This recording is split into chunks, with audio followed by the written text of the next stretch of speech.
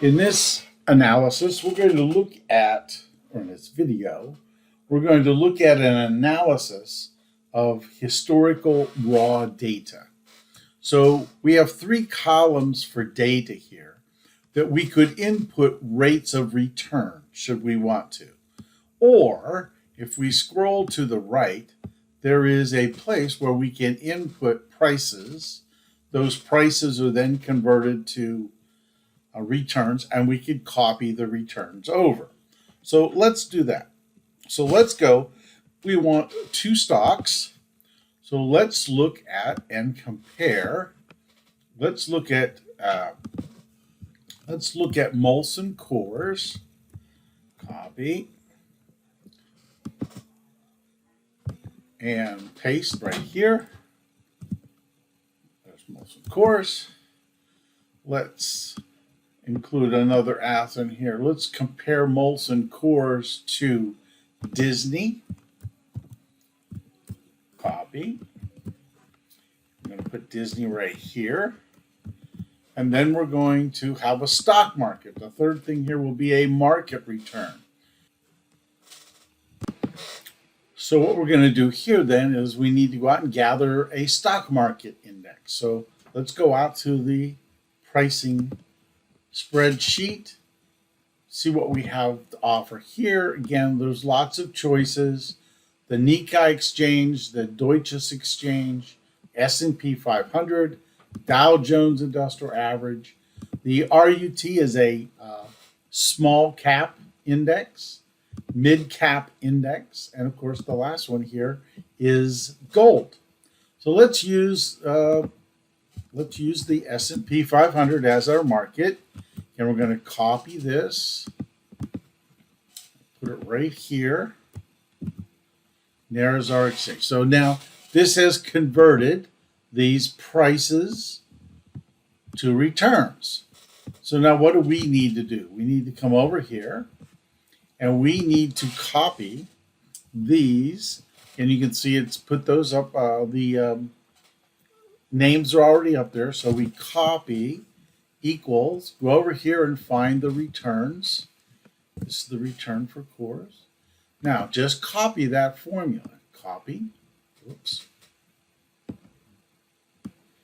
Copy. And copy it down to the bottom. So now we have the monthly returns for each one of these stocks. And it also annualizes, gives us an annualized number. The other thing we need to put in here is we need to know what the data points are. Well, the data points is how many returns we have. Let's change that to a 48. The next step is we need to incorporate and calculate correlation and covariance for these three assets. So let's go ahead and do that. We do that using the data function, data analysis. Let's start with correlation. So you open the correlation calculator. Now this is set to go from C5 to C53. It's already set that way. Labels in the first one, and we want to put this correlation. Where do we want to put this? We want to put it right here. C58. Okay. So now this is where we want. Let me clean this up real quick so you can see. So here are the three assets and their correlation. We can see that Coors and Disney are negatively correlated, but both of them are positively correlated to the market index. Now we need to do the same thing for covariance. Go to data analysis, choose covariance. Again, it's already chosen these. Again, this is because this is done several times. Where does the output go? We want to make sure the output goes right here. Right? Hit enter. Okay. And there it goes. There it prints it out. So here's the covariance matrix. And the formulas here for alpha, beta, etc. for our capital asset pricing model are all based on covariance as part of that formula. So now what do we know?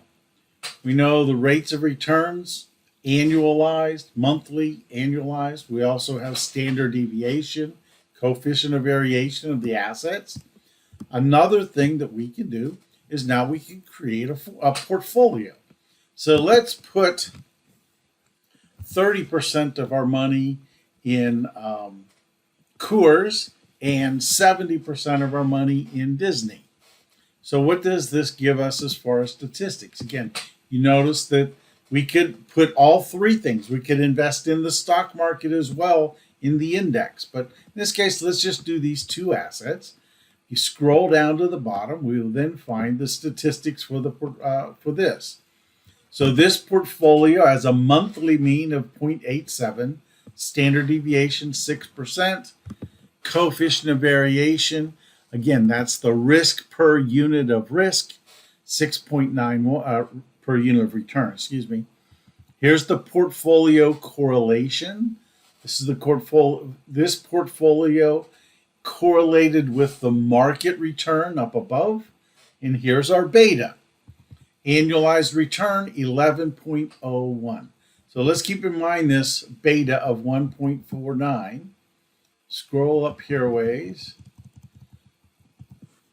So let's think what we have. Let's say the risk-free rate's 3%, stock market is 10%, and over here we'll put the portfolio beta, if you remember, and I forget, so we have to scroll back down here to get it. It is 1.49. Let's go back up here. 1.49. Now we also can get the statistics for the other two stocks. So we have a beta of 0.01 and a beta of 1.2. So here's a beta of 0.01, 1.2. So now we know what we have as far as returns, right? The required return of stock A based on the capital asset pricing model is 3.07%. Again, 0.94 is the annualized, so it is not performing as well as we would like it to. B, right? So B is Disney. Disney should earn around 11.4%. And we see up here that Disney annualized is earning 15.6, so it's overperforming. Likewise, here's the return on our portfolio was 11.49. Where was that at? Down here. 11.01, 11%. We go back up here. We will find that data. Should have earned around 13.4%. So it's not performing as well as it should. So what do we gather from here? B is doing well, A is not. So we need to investigate A. We might need to replace A with another investment so that we can get a better rate of return on our invested dollars. So in general, that's how we calculate and go through the process of looking at historical returns between two companies and an index. Look forward to talking to you in the next video.